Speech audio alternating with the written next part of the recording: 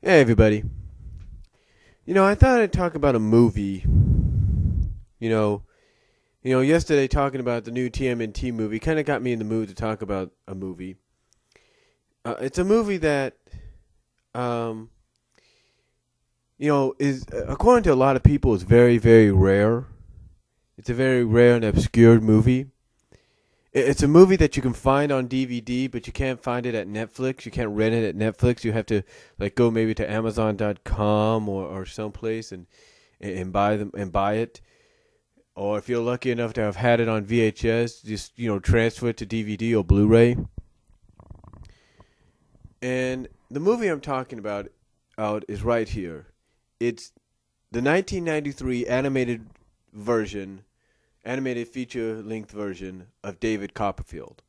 Now, I could definitely say that when I first saw David Copperfield, I saw the previews for it. I was I was totally hooked on it right off the bat because it was animated. It was new. I'd never seen it before, and to me the previews made it look so good. So I figured, okay, I want to see this. Now this was at a time, ladies and gentlemen. When me and my family were living with my grandparents, and getting some coffee there, and we were living with my grandparents, and my grandparents allowed me to record this movie. Now, what was ironic about this movie came on a couple of days, I think 2 to 3 days before the NBC network television premiere of the Jetsons movie. Ironic, huh? Within the span of 2 to 3 days, you have a worldwide made for television movie being released, and then 3 days later, you have a network television premiere of a theatrical film. So, like I said, go figure. But anyway, I remember, like I said, I remember watching the promos for this, and I just said, I wanted to record it, and I think my mom wanted me to get this as well because apparently she noticed that one of the voices of the characters, in fact, it was the voice of David in the movie, was his voice was being provided by Julian Lennon. Now, Julian Lennon, of course, is the son of the late John Lennon. So that's one of the reasons she wanted me to get it. We also found out that Sheena Easton was going to be in it, and there were a few others that were going to be in it. And excuse me for a second.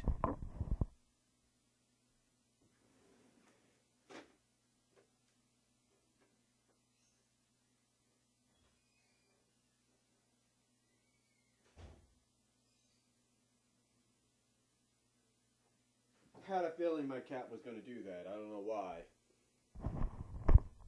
But like I said, they had Julian Lennon in it as the voice of David. They had Sheena Easton in it as the voice of Agnes. Kate LeBrock as David's mother. They had Harry Mandel, a few others. And I thought this, and to me, I actually enjoyed the movie when it came out. I actually enjoyed it.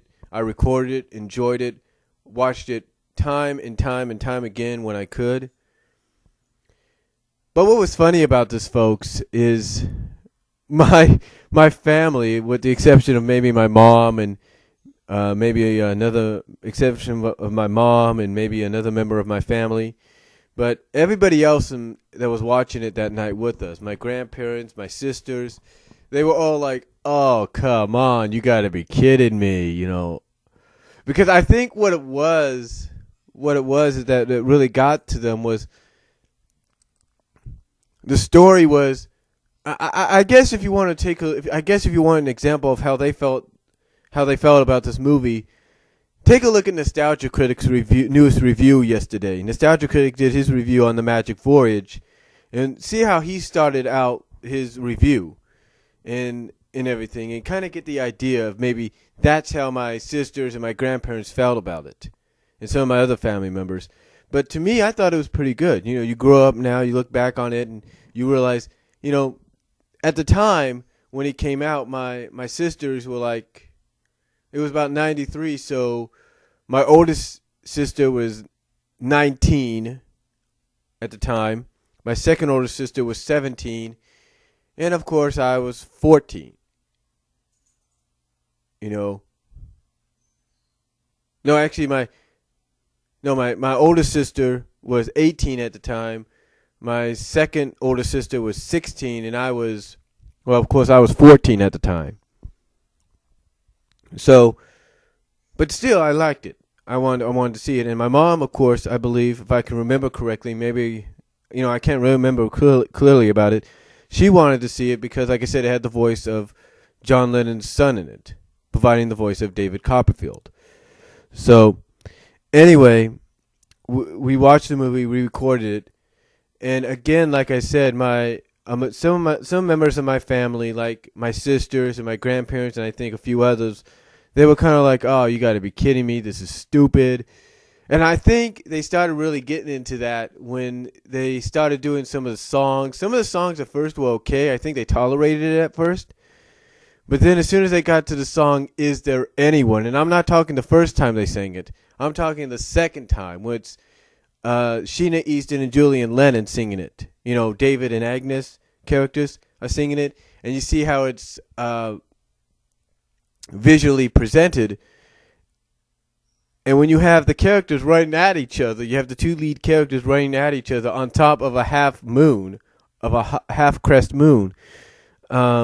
I could just remember, you know, the moans and the groans coming out of some of my members of my family, like I said, my sisters and my grandparents, and they're like, "Oh, you know, you got to be kidding me! Well, how much longer?" You know, so anyway, I didn't really mind it. In fact, I enjoyed it.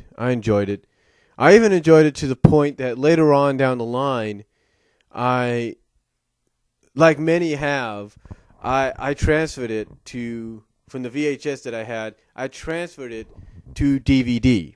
Now, the way I did this is during one of my visits. I think it was around 2001 or 1999. I think it was 2001 or 2003. I can't really remember. But it was around one of those times, 2001, 2003, one of those years, that when I was visiting my family, I looked at some of the movies some of the VHS movies my family had. And one of them I noticed that they had my David Copperfield film on it. So I decided, you know what? I'm going to get this tape. I'm going to bring it back with me. And that's what I did. I brought it back with me. I recorded and transferred David Copperfield to it. I brought it back with me and did the same thing. It sounds crazy, but it's true. I brought it back with me and I did the same thing. Well, I don't know if I brought the tape back, but I brought the movie back on DVD plus RW, and transferred it to DVD plus R.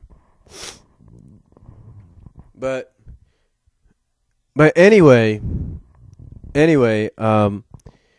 know, the reason I want to talk about this film is because, you know, last night, or actually 2 nights ago, I was looking online for a clearer version of the song "Is There Anyone" by Sheena Easton and Julian Lennon, because I like the song. I thought it was very beautifully done. I thought they did a great job performing it.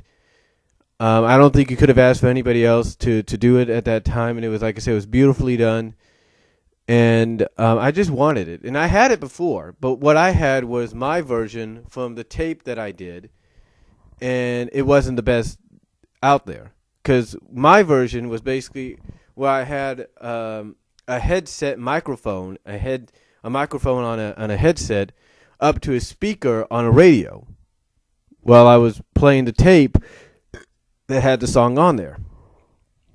So I finally decided to copy the link of the video of the clearer version that I found of the song, go to video2mp3.net, and transfer it into an MP3 and put it on my iPod. So there you go. There you go. I like the song so much, I wanted to do that. As a matter of fact, I enjoyed it so much. If you go to my YouTube page, one of my earlier videos that I did about 4 years ago, over 4 years ago now, about 4.5 years ago, is a Chippendale Rescue Rangers of Mice and Mayhem fan vid with the song "Is There Anyone?" So that was pretty cool. But anyway, like I said, I never really had a problem with this movie. In fact, I enjoyed it. Like I said, over time and time again, I enjoyed it. And when I went to IDMB, I think is what its name. I think that's the name of it. IDMB, I believe. When I went to the website where they have information on all these movies, I found out that I'm not the only one that enjoyed it. There's like 5 or 6 or 7 more people that gave it positive reviews. Some people said that they saw it when they were 4 years old, and now they're 17, 18, or in the early 20s now.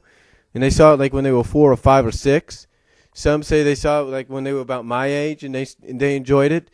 So, to me, it's all about looking back and realizing that what you thought was a bad movie at the time, you look back on it now and you realize it wasn't that bad of a movie. I mean, Doug Walker, I would give him credit. He would probably take the movie and probably do exactly what he did yesterday for the Magic Voyage movie. He'd probably go nuts. And I know there's a lot of criticism as well. I know there are some criticisms on it because it's not entirely a Christmas movie, if you will, because even though the ending, I think the beginning of the film and the ending of the film take place at that time, but the majority of it doesn't. So it's not entirely a Christmas film, and I think that's what also bugged some of my family members. It wasn't the fact that the movie was, getting boring, and then the song "Is There Anyone?" the one with Sheena Easton and with Sheena and Julian singing it towards the end of the movie. It wasn't because of that. I think it was mostly because the movie wasn't really based on anything Christmas. And like I said, if I remember correctly, the movie came out, I think maybe around Thanksgiving weekend. I'm not really sure. Of 93, but I do remember it was advertised. I mean, NBC, if I remember correctly, was heavily promoting this movie. They were basically promoting this almost every week as if this was going to be a big deal for them. And it was, because I think for NBC, it was the first ever made-for-television animated film. Made-for-television animated film. So, for them, it was definitely a big deal, and like I said, they promoted it very heavily, and I believe, in my honest opinion, I never could look at the ratings, but I believe, in my honest opinion, that I think it did a good job. I think it did a fair job. So, but overall, I really never had a problem with the movie. I never really had a problem with this 1993 version of David Copperfield.